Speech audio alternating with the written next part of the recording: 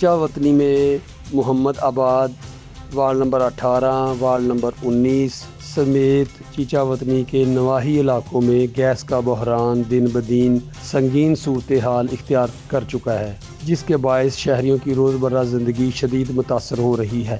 گھریلو خواتین کو کھانا پکانے سمیت بنیادی ضروریات پوری کرنے میں سخت مشکلات کا سامنا ہے، جبکہ کاروباری سرگرمیاں بھی بری طرح متاثر ہو رہی ہیں۔ سینکڑوں خواتین نے احتجاجی مظاہرہ کرتے ہوئے کہا کہ مہنگائی کے اس دور میں جہاں پہلے ہی معاشی دباؤ کا شکار ہیں، وہاں گیس کی عدم دستیابی نے مشکلات میں مزید اضافہ کر دیا ہے۔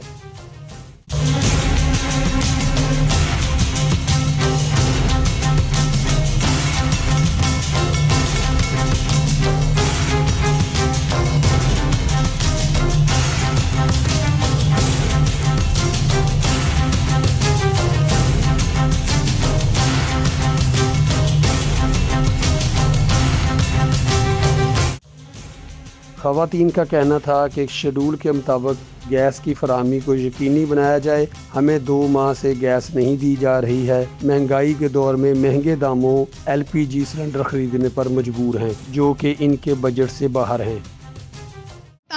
آپ کو پتہ ہے کہ بہت مہنگائی ہو رہی ہے اور سلنڈر بہت مہنگے ہیں، تو ہم نہ تو سلنڈر بھروا سکتے، نہ ہی کوئی اور متبادل جو ہے طریقہ استعمال کر سکتے۔ برائے مہربانی ہمیں جو شیڈول کے مطابق 2 گھنٹے گیس دی جا رہی ہے وہ ہمیں فراہم کی جائے۔